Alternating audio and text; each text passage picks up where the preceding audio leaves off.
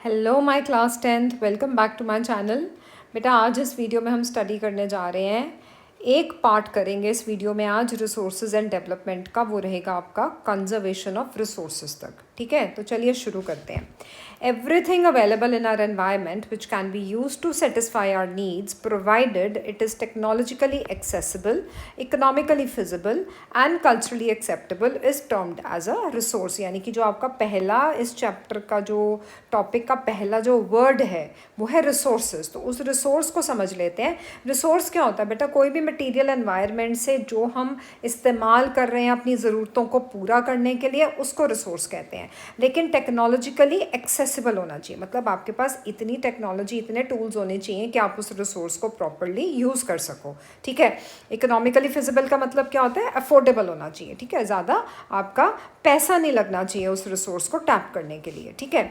Culturally acceptable का मतलब क्या हुआ कि जो लोग हैं ना, सोशली एंड कल्चरली, उनके लिए ये रिसोर्स जो है वो सूटेबल होना चाहिए। करेक्ट। ठीक है। अब आगे बढ़ते हैं। अब आपको यहाँ पे एक ट्राइंगल नज़र आ रहा है। वो ट्राइंगल कौन से तीन कंपोनेंट्स को कनेक्ट कर रहा है? Nature, technology and institutions. और ह्यूमन बींग्स जो है वो भैया वो तो सेंट्रल एक पाइवट की तरह काम कर रहा है यहाँ पे। ठीक है, एक फलक्रम का काम कर रहा है। ह्यूमन बींग्स ने क्या किया? नेचर में जो मटीरियल्स थे ना, उसको खोजना शुरू कर दिया। अब उसके पास टेक्नोलॉजी थी तो उसने टेक्नोलॉजी का इस्तेमाल किया। टेक्नोलॉजी का इस्तेमाल करके उसने उन मटेरियल्स को किस में कन्वर्ट किया? रिसोर्स में। और कहाँ पे किया भैया? उसने अपने लिए एक इंस्टीट्यूशंस डेवलप किए जहाँ पे उसने ये वाले मटेरियल्स जो एनवायरनमेंट से मिले थे उसको अपनी टेक्नोलॉजी के ज़रिए एक रिसोर्स में कन्वर्ट कर दिया। दैट मीन्स आपका ये रिलेशनशिप दिखाया हुआ है कौन से तीन कंपोनेंट्स के बीच में बेटा? वो है पहला नेचर, सेकंड टेक्नोलॉजी, तीसरा इंस्टीट्यूशंस। और सबका इंटरैक्शन किसके साथ हो रहा है? ह्यूमन बींग सबके साथ इंटरैक्ट कर रहे हैं और उस इंटरैक्शन में हमें क्या चीज़ मिल रही है? रिसोर्स मिल रहे हैं। ठीक है। सो इसके एक्सप्लेनेशन आगे रीड कर लेते हैं। The process of transformation of things available in our environment involves an interactive relationship between nature, technology and institutions. और इंटरैक्ट कौन कर रहे हैं टेक्नोलॉजी एंड नेचर के साथ? ह्यूमन बींग्स कर रहे हैं। कैसे? इंस्टीट्यूशंस क्रिएट कर रहे हैं जहाँ पे वो मटेरियल्स को रिसोर्स में ट्रांसफॉर्म कर रहे हैं। अब रिसोर्सेज जितने बनेंगे उतनी कंट्री जो है वो इकोनॉमिकली डेवलप करेगी। ठीक है। तो वो जो डेवलपमेंट कोशेंट है ना आपका, वो किस पे निर्भर करता है कि आपकी कंट्री में कितने रिसोर्सेज टाइमली डेवलप हो रहे हैं। ठीक है। Do you think that resources are free gifts of nature as assumed by many? बहुत से लोगों की ये धारणा है भैया रिसोर्सेज तो हमारे नेचर में पाए जाते हैं, इनको तो आप बेझिझक होके जितना आपका दिल करता है इसको इस्तेमाल करो। कोई फ्री की चीज़ होती है ना तो उसको बंदा ऐसे यूज़ करता है ना कि भैया ये तो मैंने कौन सा इसके पैसे दिए हैं, मेरा कौन सा जेब से पैसा जा रहा है, मैं जितना मर्जी यूज़ करूँ। ठीक है ना। बट नहीं, हमें अपनी सोच को बदलना होगा। रिसोर्सेज क्या है बेटा? वो हमारी एक्टिविटीज़ का ही एंड प्रोडक्ट है। मतलब हमने अपनी नॉलेज, अपने स्किल, ठीक है, इस्तेमाल किए, राइट, हमने टेक्नोलॉजी डेवलप करी, इन सब चीज़ों को हमने एक साथ यूज़ करके जो हमें मटेरियल मिला एनवायरनमेंट में उसको हमने रिसोर्स में ट्रांसफॉर्म करके उसको यूज़ करना स्टार्ट कर दिया। ठीक है। तो चलो आगे क्या कह रहे हैं? आगे वो बताया बेटा रिसोर्सेज की क्लासिफिकेशन। अब देखो क्लासिफिकेशन बहुत छोटी सी दी हुई है, ये बेसिकली इसकी जो डिटेलिंग है वो डिलीटेड है बेटा, लेकिन सिर्फ आपको इतना जानना है कि on the basis of origin resources are of two types, biotic, abiotic, living, non living, right. On the basis of exhaustibility, renewable and non renewable, यानी कि जो अपने आप बन जाते हैं रिसोर्सेज विद टाइम और जो बनने में बहुत बहुत मिलियन ऑफ ईयर्स लगा देते हैं। ठीक है। जैसे कि सबको पता है पेट्रोलियम है, ठीक है ना, रिन्यूएबल में सोलर एंड विंड एनर्जी है। ओके। ओनरशिप के बेसिस पे कौन से रिसोर्सेज होते हैं? इंडिविजुअल, यानी कि जैसे आप एज एन इंडिविजुअल अपने घर के मालिक हो, वो आपका रिसोर्स है, आपका लैंड, आपकी ज़मीन। ठीक है। कम्युनिटी में लिया आप कोई भी पब्लिक पार्क ले लो, वो कम्युनिटी रिसोर्स हो गया। नेशनल रिसोर्स है, देखो भैया सड़कें गवर्नमेंट ने बनाई हैं, वो नेशनल रिसोर्स है हमारा। इंटरनेशनल जो हमारी बाउंड्री में नहीं आता, जो किसी और आउटसाइड अथॉरिटीज़ उसको कंट्रोल करती हैं, इंटरनेशनल अथॉरिटीज़ उसको अपने अंडर रखती हैं। ठीक है। On the basis of the status of development they are potential, develop, stock and reserve. मतलब पोटेंशियल वही हो गया कि भैया आप कैपेबिलिटी है लेकिन अभी डेवलप नहीं कर पा रहे हैं। डेवलप हो चुका है एक रिसोर्स, ठीक है। स्टॉक है कि हमने रखा हुआ है, अभी टेक्नोलॉजी की वेट कर रहे हैं, भैया टेक्नोलॉजी आएगी तो उसको डेवलप करेंगे।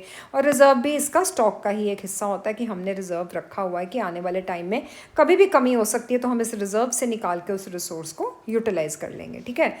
अब ये छोटा सा बेटा बॉक्स दिया हुआ रिसोर्सेज का, दो रिसोर्सेज हैं इसमें, ठीक है। मेन जो होते हैं नेचुरल, यानी कि जो नेचर में पाए जाते हैं, और दूसरा होता है जो ह्यूमंस खुद बनाते हैं। अब नेचुरल रिसोर्सेज हमने अभी पढ़ा ऊपर, रिन्यूएबल एंड नॉन रिन्यूएबल, ठीक है। अब रिन्यूएबल जो होते हैं वो दो तरह के हो गए आपके, एक हो गए जो कंटिन्यूसली फ्लो कर रहे हैं इस नेचर में, विंड एंड वाटर आपके कंटिन्यूस फ्लो करते हैं, ठीक है। अब बायोलॉजिकल रिसोर्सेज है बेटा, वो उनकी कंटिन्यूटी ब्रेक हो जाती है, वो भी हमारी एक्टिविटीज़ की वजह से। अब बायोलॉजिकल मतलब लिविंग कंपोनेंट्स हो गए ना सारे, तो उसमें अगर हम नेचुरल की बात करें तो सारे पेड़ पौधे, वेजिटेशन, फॉरेस्ट, प्लांट सब कवर हो जाते हैं। और दूसरा कंपोनेंट है बायोलॉजिकल का वाइल्ड लाइफ, ठीक है, वहाँ के रहने वाले सब जानवर, करेक्ट। अब नॉन रिन्यूएबल में भी दो कैटेगरीज आती हैं, एक होता है रिसाइकलेबल और एक होता है नॉन रिसाइकलेबल। जैसे मेटल्स हैं, हम लोग मेटल को रिसाइकिल करके कहते हैं ना, रिड्यूस, रीयूज़ एंड रिसाइकिल करो, जितना कम से कम इस्तेमाल करो, जितना हो सकता है अपनी ऐसी चीज़ें इस्तेमाल करो जिनको आने वाले टाइम में हम रिसाइकिल करके और भी नए प्रोडक्ट्स क्रिएट कर सकें, मतलब वेस्टेज कम होनी चाहिए, एनवायरनमेंट को प्रोटेक्ट करना है हमने, ठीक है। नॉन रिसाइकलेबल फॉसिल फ्यूल्स हैं भैया, इनको तो बहुत टाइम लगता है, 300 मिलियन ईयर्स लग जाते हैं कोल एंड पेट्रोलियम को बनने में, ठीक है। और जो ह्यूमन रिसोर्सेज हैं बेटा, वो स्ट्रक्चर एंड इंस्टीट्यूशंस हमने क्रिएट करी, हमने टेक्नोलॉजी डेवलप करी, हमने इंफ्रास्ट्रक्चर क्रिएट किया ताकि मटेरियल्स को एनवायरनमेंट से लेकर रिसोर्स में बदला जाए, और उस रिसोर्स की कितनी क्वांटिटी एंड क्वालिटी होगी ये एक पर्टिकुलर एरिया पे निर्भर करता है, ठीक है बच्चों। अब आपको ये क्लियर हो गया, अब आगे बढ़ें। Development of resource, next topic क्या है, डेवलपमेंट ऑफ रिसोर्स। देखो रिसोर्स को जितना अच्छे से, ठीक है, सोच समझ के डेवलप करोगे, उतनी आपकी कंट्री जो है वो इकोनॉमिकली ग्रो करेगी, ठीक है। Resources are vital for human survival as well as for maintaining the quality of life. It was believed that resources are free gifts of nature, and as a result human beings use them indiscriminately, and this has led to major problems. भैया बहुत सारी problems होगी, अब तो हमारा मुंह ऐसे लटक गया बेचारा, है ना। रिसोर्सेज क्या है हमारे लिए, बहुत इंपॉर्टेंट है हमारे सर्वाइवल के, हम जिंदगी अपने रिसोर्सेज के बगैर सोच ही नहीं सकते कि हम जी सकते हैं, ठीक है। हमारी क्वालिटी ऑफ लाइफ निर्भर करती है कि हमारी कंट्री में, हमारे एरिया, स्टेट में कौन सा रिसोर्स कितना ज़्यादा डेवलप कर चुका है। ये मानना गलत होगा कि रिसोर्सेज एक फ्री गिफ्ट है नेचर के, ठीक है। अगर फ्री गिफ्ट इसी तरह हम सब सोचते रहे ना, तो जितने भी रिसोर्सेज हैं ना, उनकी ओवर एक्सप्लॉयटेशन शुरू हो जाएगी, बिना सोचे समझे। इनडिस्क्रिमिनेटली का मतलब होता है बिना सोचे समझे हम रिसोर्सेज का इस्तेमाल करेंगे तो कंट्री भैया डेवलप नहीं होगी आपकी, ठीक है। अब क्यों हो रहे हैं बेटा ये प्रॉब्लम, कहाँ आ रही है, सबसे बड़ी प्रॉब्लम है depletion of resources for satisfying the greed of you individual. तुम लालच कर रहे हो कि ये रिसोर्स भैया मैं इसको हड़प लूँ, ये क्यों हड़प लूँ, क्योंकि मेरे पास क्या है, पावर है, मेरे पास वेल्थ है, accumulation of wealth in few hands. कुछ के हाथ में अगर रिसोर्सेज आ जाएंगे तो उससे सोसाइटी बट जाएगी हैव्स एंड हैव नॉट्स में, यानी कि हैव्स वाले वो हो गए जो रिसोर्सेज एंजॉय कर रहे हैं, हैव नॉट्स वाले वो हो गए जिनको रिसोर्सेज की अवेलेबिलिटी दूर दूर तक नज़र नहीं आ रही, ठीक है। Indiscriminate exploitation of resources has led to global ecological crisis like global warming, ozone layer depletion, environmental pollution and land degradation. तो भाई देखो कितनी तकलीफ़ें आ रही हैं, कितनी मुश्किलों का सामना करना पड़ रहा है। एक इकलौता स्टेट या कंट्री इफेक्ट नहीं हो रहा रिसोर्सेज की इनडिस्क्रिमिनेट यूज़ से, बल्कि पूरा का पूरा ग्लोब इफेक्ट हो रहा है। पूरे देश में, पूरी कंट्री में, पूरे ग्लोबल लेवल पे क्लाइमेटिक चेंजेस आ गए हैं, ग्लोबल वार्मिंग बढ़ गई है, दिन ब दिन टेम्परेचर चेंजेस बढ़ते जा रहे हैं, ठीक है। ओजोन लेयर डिप्लीट कर रही है जिसकी वजह से अगेन कितनी लोगों को स्किन प्रॉब्लम्स आ रही हैं, ठीक है। एनवायरमेंटल पोल्यूशन बढ़ती जा रही है दिन ब दिन, इतनी गाड़ियाँ हो गई हैं, लोगों ने एनवायरनमेंट को तो मतलब बिल्कुल ही एक एंटिटी समझा ही नहीं कि ये एग्जिस्ट करती भी है हमारे लिए या नहीं, मतलब इतने सेल्फिश हो गए हैं लोग, ठीक है।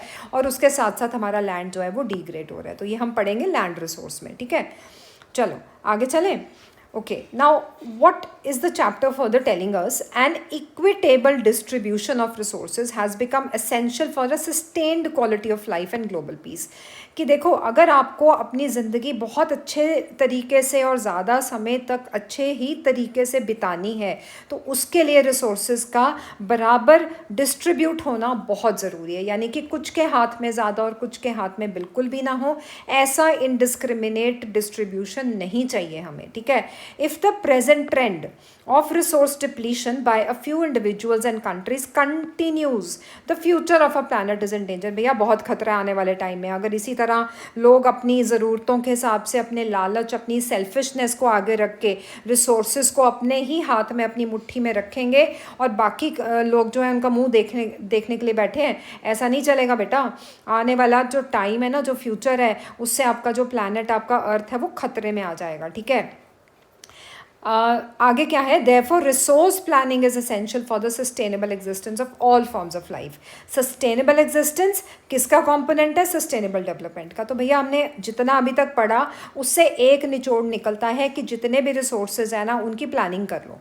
ठीक है, तरीका अपना लो कि कैसे आपने सस्टेनेबल सभी को, जितने भी जीव हैं इस दुनिया में, भले वो जानवर हो, भले वो ह्यूमन बींग्स हो, all living organisms, all forms of life, सबको सस्टेनेबल एग्जिस्टेंस के लिए क्या चाहिए? Proper equitable distribution of resources चाहिए। तो उसके लिए हमने क्या करना है? रिसोर्स प्लानिंग जैसे ठोस कदम उठाने हैं। ठीक है, अब रिसोर्स प्लानिंग करनी है तो उसके लिए हमें सस्टेनेबल डेवलपमेंट की ओर एक पहला सबसे ज़रूरी कदम बढ़ाना पड़ेगा। ठीक है, सस्टेनेबल इकोनॉमिक डेवलपमेंट का मतलब क्या होता है बेटा? Development that should take place without damaging the environment, and development in the present should not compromise with the needs of future generations. ऐसी डेवलपमेंट जो आपकी, जिस वक्त वो डेवलपमेंट आप अपनी कंट्री में देख रहे हो कि ये डेवलपमेंट हो रही है, तो वो आपके एनवायरनमेंट को नुकसान ना पहुंचाए, पहली बात। दूसरी बात, वो आपकी प्रेजेंट नीड्स को डेवलप करे, करेक्ट। तीसरी बात, आपकी आने वाली फ्यूचर जनरेशन की ज़रूरतों के साथ किसी भी तरह का समझौता नहीं होना चाहिए। उन जनरेशन्स को भी, उन फ्यूचर टाइम में आने वाले आपकी पीढ़ियों को भी उन रिसोर्सेज की अवेलेबिलिटी होनी चाहिए। समझ गए? तो सस्टेनेबल डेवलपमेंट को अचीव करने के लिए बेटा अर्थ समिट जैसी एक मीटिंग रखी गई थी 1992 में रियो डी जेनेरियो, ब्राज़ील के अंदर। ठीक है, अब यहाँ पे क्या हुआ बेटा? 100 heads of states they met where? Rio de Janeiro in Brazil. पहली बार ये इंटरनेशनल अर्थ समिट हुई थी, पहली बारी कॉन्फ्रेंस हुई थी ये, जहाँ पे 100 अलग अलग स्टेट्स, देशों के हेड्स आए, डिग्निटरीज आए और मिलके उन्होंने किस चीज़ को एड्रेस किया, किस चीज़ पे फोकस किया, क्या बात रही उनकी मीटिंग की कि भैया जो प्रॉब्लम हो रही है ना, एनवायरमेंटल डैमेज हो रहा है, हमने क्या करना है? एनवायरमेंटल प्रोटेक्शन के लिए कोई कदम उठाने हैं। ठीक है, और दूसरा, सोशो इकोनॉमिक डेवलपमेंट अचीव करनी है ग्लोबल लेवल पे। मतलब अपनी अपनी इंडिविजुअल कंट्री पे करेंगे तभी तो पूरी दुनिया में सोशल एंड इकोनॉमिक डेवलपमेंट बढ़ेगी, धीरे धीरे आगे प्रोग्रेस करेगी। तो जितने भी असेंबल्ड लीडर्स थे ना, दे signed the declaration.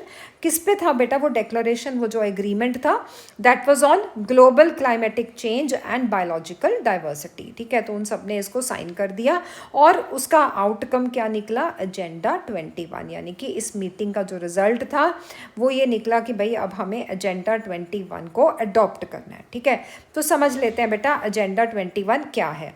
Agenda 21 is again a declaration. ठीक है, जिसको अगेन वर्ल्ड लीडर्स ने 1992 में मिलकर साइन किया था। कहाँ पे किया था? United nation conference on environment and development. वहाँ पे ब्राज़ील के अंदर ये कॉन्फ्रेंस हुई थी, डेक्लरेशन हुआ, जहाँ पे वर्ल्ड के लीडर्स ने इसको ब्राज़ील के अंदर बैठ के साइन किया। और मेन ऑब्जेक्टिव क्या था बेटा इस एजेंडा 21 का? तो पहला ऑब्जेक्टिव था कि ग्लोबल सस्टेनेबल डेवलपमेंट चाहिए हमें।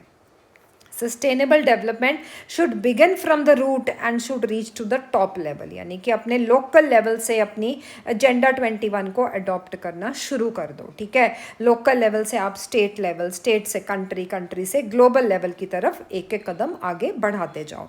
ठीक है, और एजेंडा इसका ये भी था कि it had to combat environmental damage, poverty and diseases through global cooperation on common interest and mutual needs and shared responsibility. कि भैया अब हम सबका एक कलेक्टिव एफर्ट जाएगा, हम सब ने म्यूचुअली अपनी रिस्पॉन्सिबिलिटीज़ को समझना है और अपनी ज़रूरतों को एक साथ पूरा करना है। क्योंकि बेटा सभी देशों में ये दिक्कत आती है कि एनवायरमेंटल डैमेजेस हो रहे हैं, उसको कैसे प्रोटेक्ट करें, गरीबी बढ़ रही है उसको कैसे रोकें, जो बीमारियां फैल रही हैं उनको कैसे कर्ब किया जाए, कौन से ठोस कदम उठाए जाएं, ठीक है।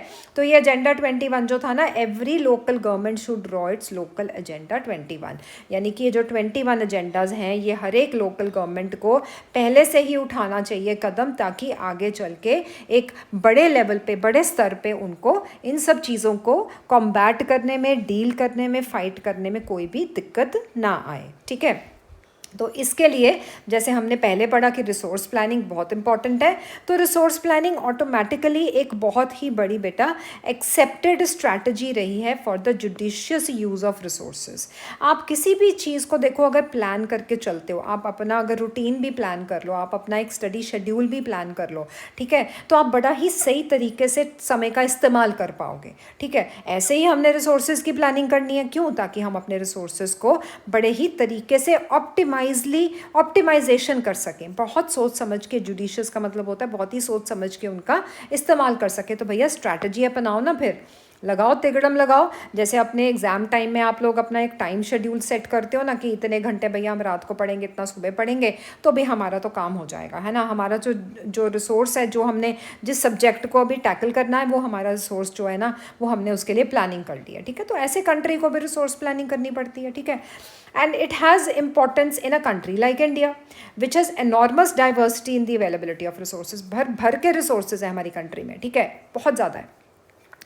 There are regions, which are rich in certain types of resources but are deficient in some other resources. ऐसा नहीं है कि कंट्री में रिसोर्सेज हैं तो सब जगह एक जैसी वैरायटी मिलेगी या सब जगह एक जैसी क्वांटिटी मिलेगी, क्वालिटी मिलेगी। कुछ एरियाज़ में रिसोर्सेज ज़्यादा हैं तो कुछ में कम हैं, ठीक है।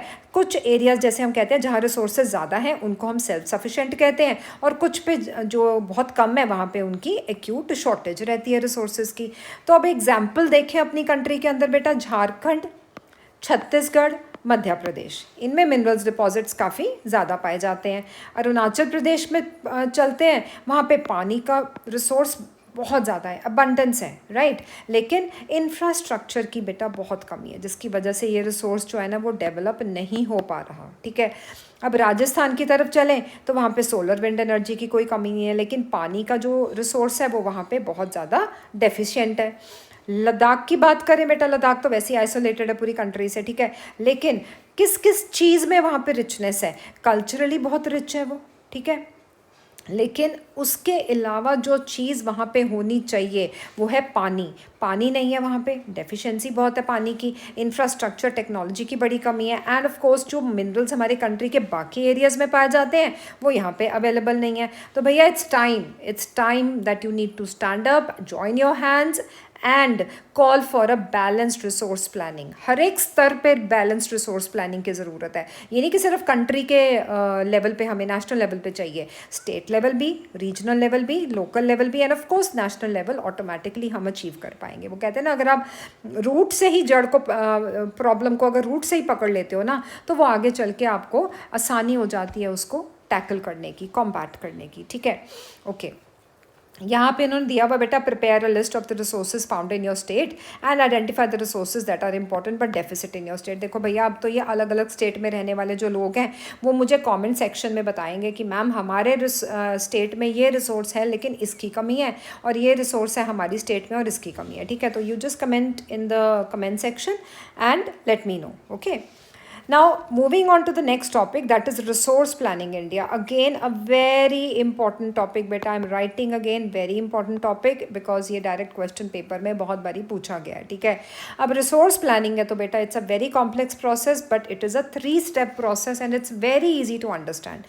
पहला स्टेप क्या कहता है? Identification and inventory of resources across the regions of the country, and this involves surveying, mapping, qualitative, quantitative, estimation and measurement of the resource. मतलब पहला स्टेप क्या है कि आप पहले तो आइडेंटिफाई करो, जाओ अपनी कंट्री का सर्वे करो, मैपिंग करो, देखो कौन से हिस्से में आपकी कंट्री में कौन कौन से रिसोर्स पाए जाते हैं, कौन सी कितनी क्वांटिटी है और कैसी क्वालिटी के रिसोर्स पाए जाते हैं। तो इसका एक एस्टिमेट तैयार कर लो, ठीक है। उसके बाद सेकंड स्टेप आता है evolving a planning structure endowed with appropriate technology skill and institutional setup for implementing your resource developmental plans. भैया अब आपने पहला स्टेप ले लिया, अपनी पूरी इन्वेंट्री तैयार कर ली, लिस्ट बना ली कि इस जगह पे ABCDEF जो भी जगह आपने मार्क करी मैप पे कि यहाँ पे ये रिसोर्स, यहाँ पे ये, यहाँ पे ये। उसके बाद आपने एक प्लानिंग स्ट्रक्चर बनाया, ठीक है, आपने एक मैप अपने माइंड में जो बनाया था उसको आपने कागज़ पे उतारा, आपने टेक्नोलॉजी का उसमें जोड़ा उसको टेक्नोलॉजी के साथ कि भैया अगर यहाँ ये रिसोर्स है, अगर मैं ये टेक्नोलॉजी यहाँ पे यूज़ करता हूँ, मैं अपना ह्यूमन स्किल यूज़ करता हूँ, मैं यहाँ पे इंफ्रास्ट्रक्चर सेटअप करता हूँ, तो मैं कैसे यहाँ पे अपने डेवलपमेंटल प्लान्स जो मैंने बनाए थे ना, मैं उनको कैसे इम्प्लीमेंट कर सकता हूँ, कैसे मैं अपने प्लान्स को लागू कर सकता हूँ, ठीक है। तीसरा स्टेप आता है बेटा matching the resource development plans with overall national development plans. अब आपने एक जगह पे रिसोर्स पकड़ लिया, मान लो झारखंड में आपने रिसोर्स पकड़ लिया, ठीक है, अब आपको पता है यहाँ पे मिनरल्स बहुत ज़्यादा है, अब आपने मिनरल को कैसे डेवलप करना है ताकि आपकी कंट्री उस मिनरल का इस्तेमाल कर सके, और अगर अबंडेंस में है तो उसको एक्सपोर्ट भी कर सके, ठीक है। लेकिन उस डेवलपमेंटल प्लान्स को आपने इस तरह एग्जीक्यूट करना है कि आपके नेशन के डेवलपमेंटल प्लान्स के ऊपर उसका कोई बुरा असर ना पड़े। They should they should match with the nation developmental plans, ठीक है बच्चों। तो ये अगेन मैं आपको बोल रही हूँ एग्जाम पॉइंट ऑफ व्यू से ये काफ़ी इंपॉर्टेंट क्वेश्चन है बेटा, तो इसको आप बहुत अच्छे से याद कर लेना, ठीक है। तो इंडिया की बात कर रहे हैं तो जाहिर सी बात है कि इंडिया ने रिसोर्स प्लानिंग कोई आज तो नहीं शुरू करी होगी कि 2025 में थोड़ा ना शुरू करी है, तो तब से करी है भैया, जब से हमारा देश आज़ाद हुआ था तभी से फर्स्ट 5 ईयर प्लान्स बनने शुरू हो गए थे। प्लानिंग कमीशन होती थी ना, तो वहाँ पे नीति आयोग कहते हैं बेटा इसको, तो ये प्लानिंग तब से करते आ रहे हैं कि भैया हम लोग 5 साल में जो सरकार थी, आने वाले 5 सालों में हम क्या क्या डेवलपमेंट कर सकते हैं अपनी कंट्री को और ज़्यादा इकोनॉमिकली ग्रो करने के लिए, ठीक है। Now, the availability of resources is a necessary condition for the development of any region, but mere availability of resources and in the absence of the corresponding changes of technology and institution may hinder the development. अब देखो आपने क्या किया, आपने पढ़ाई तो कर ली, ठीक है, लेकिन आपने ये नहीं देखा भैया पढ़ाई करने के लिए मुझे कितने सारे टूल्स चाहिए, है ना, मुझे मतलब अपना कंप्यूटर भी चाहिए जहाँ पे मैं अपने प्रोजेक्ट्स जो हैं वो लिख सकूँ, है ना, मुझे MS एक्सेल की नॉलेज भी आनी बहुत ज़रूरी है, ठीक है। अलग अलग चीज़ों का मुझे मेरे माइंड को टाइम के साथ डेवलप होना पड़ेगा, तभी मैं अपने आप को मॉडर्नाइज कहला पाऊँगा। तो भैया अगर रिसोर्सेज कहीं जगह हमें पाए जा रहे हैं लेकिन वो सिर्फ वहाँ पे अवेलेबल हैं, और वहाँ पे अगर मैं बोलूँ अवेलेबिलिटी है, तो भैया हमारी कंट्री डेवलप कर सकती है? नहीं।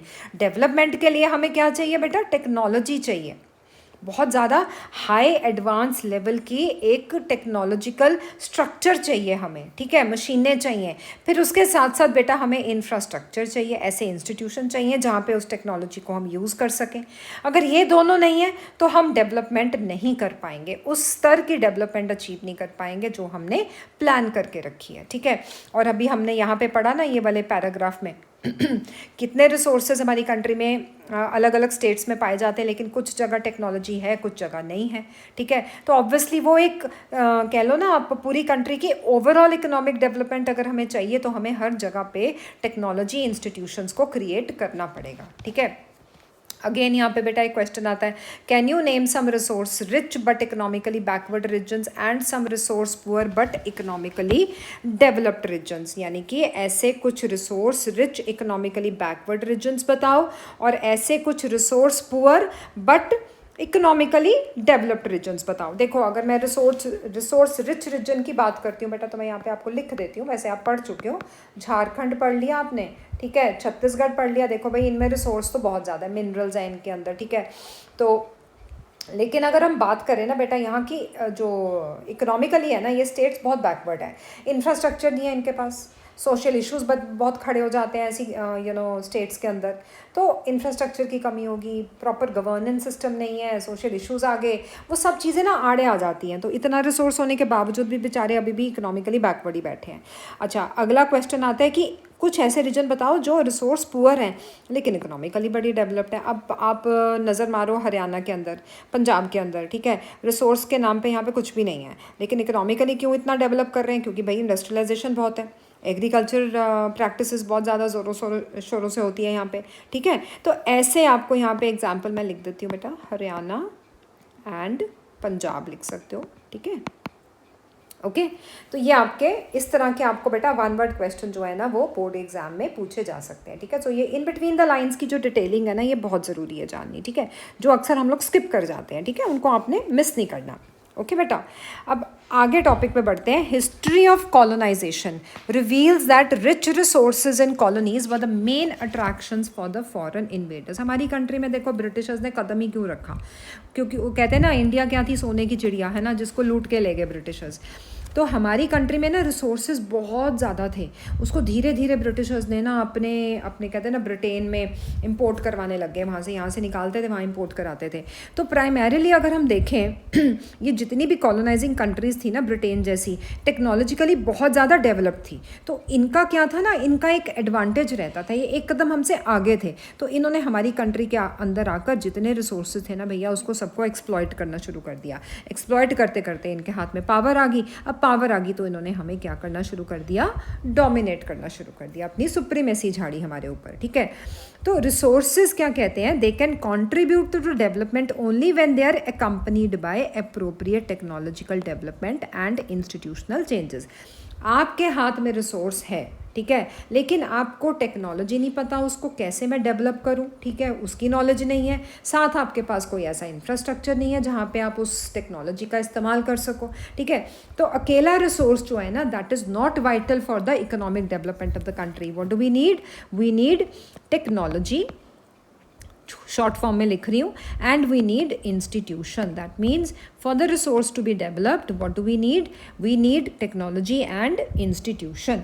तो इंडिया ने ना ये सब एक्सपीरियंस किया, अलग अलग फेजेस कॉलोनाइजेशन की, जैसे जैसे देश आगे बढ़ता गया उसने सब एक्सपीरियंस किया। तो इंडिया में फिर से अगर हम बात करें, अगर हमने पूरी कंट्री की डेवलपमेंट देखनी है, ठीक है, मान लो, और रिसोर्स डेवलपमेंट पर्टिकुलरली हमने डेवलप करना है, तो भैया अगर हम देखें, भैया हमने तो रिसोर्स डेवलपमेंट की बात हो रही है, पूरी कंट्री की तो डेवलपमेंट अपने आप हो जाएगी, क्योंकि अगर हम रिसोर्स डेवलप करेंगे, अरे कैसे कर लोगे, उसके लिए तुम्हें टेक्नोलॉजी चाहिए ना, ठीक है। ह्यूमन रिसोर्स की क्वालिटी यानी कि पढ़े लिखे लोग चाहिए, उनका स्किल चाहिए, उनकी नॉलेज चाहिए, ठीक है। तो ये सब चीज़ें बेटा इक्वली इंपॉर्टेंट है। सिर्फ एक अकेला रिसोर्स अपने आप में कुछ भी नहीं है। जब तक हम इंसान अपनी टेक्नोलॉजी, नॉलेज एंड स्किल के साथ एक अच्छे इंस्टीट्यूशंस बिल्डअप करें और उन मटेरियल्स को एक रिसोर्स में कन्वर्ट करें, ठीक है। अब पढ़ते हैं बेटा last topic of this video, that is conservation of resources, ठीक है। अब रिसोर्सेज है, देखो हम सब जानते हैं कि हम रिसोर्सेज को जितना जुडिशियसली यूज़ करेंगे उतना ही ये लंबे समय तक चलेंगे, ठीक है। तो that means resources are vital, यानी कि they are important for any developmental activity. But irrational consumption and overutilization of resource may lead to socio-economic and environmental problems। सोचे समझे बगैर आप उसको कंज्यूम कर रहे हो irrationally, ठीक है, ज़रूरत से ज़्यादा उसको यूटिलाइज कर रहे हो, तो भैया आपके हर एक लेवल पे डेवलपमेंट जो है ना वो ड्रॉप डाउन करेगी। आपकी सोशल प्रॉब्लम्स आपको फेस करनी पड़ेंगी, इकोनॉमिक प्रॉब्लम्स आएंगी, टोटल एनवायरनमेंट आपका इतना ज़्यादा डैमेज हो जाएगा, ठीक है। तो इन सारी प्रॉब्लम्स को ओवरकम करने के लिए resource conservation is very important at all the levels, ठीक है। तो इसको चलते ना बेटा बहुत से लीडर्स एंड थिंकर्स का ना बहुत बड़ा कंसर्न रहा। ऑब्वियसली उनको लग रहा था कि जो हमारी कंट्री है अगर वो ऐसी ही बढ़ती गई आगे, रिसोर्सेज को टैप करते गए, तो भैया हमारा तो हाल जो है ना वो बहुत ज़्यादा ख़राब हो जाएगा आने वाले टाइम में, ठीक है। तो क्या किया बेटा, गांधी जी ने एक बहुत ही इंपॉर्टेंट अपना कंसर्न जो था ना, ओपिनियन जो था वो उन्होंने बोला। क्या बोला, ये बड़ी इंपॉर्टेंट लाइन है, इसको जानना बहुत ज़रूरी है बेटा। यहाँ पे ना ये लाइन अक्सर पूछी जाती है पेपर में, है ना, मतलब वन वर्ड की तरह आ जाएगा, तो आपको पता होना चाहिए कि भैया क्या बताया जा रहा है यहाँ पे। गांधी जी क्या कह रहे हैं, there is enough for everybody's need and not for anybody's greed. कि भैया लालच अपना बंद करो। अगर सब लोग लालच करेंगे तो जो रिसोर्स है ना वो केवल कुछ के हाथों में सीमित होकर रह जाएगा। हमें रिसोर्स का क्या करना है, अभी हमने पढ़ा था ना, इक्विटेबल डिस्ट्रीब्यूशन। उतना रिसोर्स लो जितना तुम्हारी ज़रूरत को सेटिस्फाई कर रहा है, उतना नहीं कि तुम लालच कर लो, भाई मेरे को ये भी दे दो, ये भी दे दो, मैं आज ही सब कुछ अपने पास एक्यूमुलेट कर लूँ, ठीक है। We should not have that self-centered approach.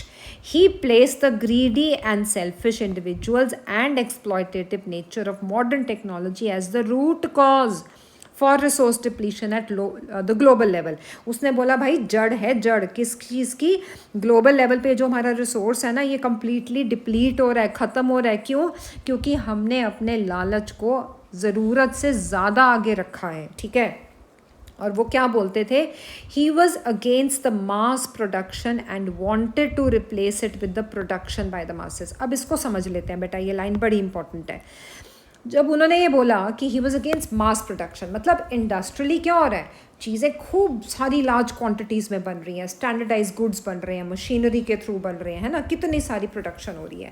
वो कहते थे ये प्रोडक्शन जो है ना इसको कंट्रोल करो, इन्वॉल्व करो इंडिविजुअल्स को, मासेस को, जनता को इन्वॉल्व करो, छोटे छोटे ग्रुप्स में इन्वॉल्व करो, उनको बोलो गुड्स लोकली प्रोड्यूस करें, सिंपल से सिंपल टूल्स एंड टेक्निक्स का इस्तेमाल करें। क्योंकि भैया मास प्रोडक्शन होगी तो क्या होगा ना, कंट्री में अनएम्प्लॉयमेंट बढ़ेगी। अगर मशीनें आ गई तो बेचारे लेबर कहाँ जाएंगे, है ना, अनएम्प्लॉयमेंट बढ़ेगी, और अनएम्प्लॉयमेंट होएगी तो इनइक्वालिटी भी तो आएगी ना बेटा, ठीक है ना।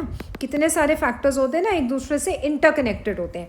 तो वो तो हमेशा से देखो उनका एक ही नारा था, सेल्फ रिलायंस। अगर आपको अभी वैसे आप पढ़ेंगे नेशनलिज्म इन इंडिया में भी पढ़ेंगे, जब उनके हम सत्याग्रह के बारे में स्टडी करेंगे ना, तो वहाँ पर भी उनका एक ही ऑब्जेक्टिव था कि सेल्फ रिलायंस। सेल्फ रिलायंस का मतलब पता क्या होता है, कि खुद सेल्फ सफिशेंट हो जाओ, किसी और पे निर्भर मत रहो। एक इक्विटेबल सोसाइटी का विजन था उनका। तो बेटा ये पेपर के हिसाब से ये बहुत ज़्यादा इंपॉर्टेंट है, ये अक्सर आता होता है पेपर के अंदर, 1 मार्क में आ जाएगा, या 2 नंबर में आपका जो लेंथी क्वेश्चंस होते हैं ना, स्प्लिट अप होके आ जाते हैं 2+2+1 की फॉर्म में, तो वहाँ पे आपको ये पूछा जाएगा that who said this lines and why, ठीक है। तो उसके अंदर आपको ये सारी डिस्क्रिप्शन जो है वो दे के आनी है, ठीक है बेटा।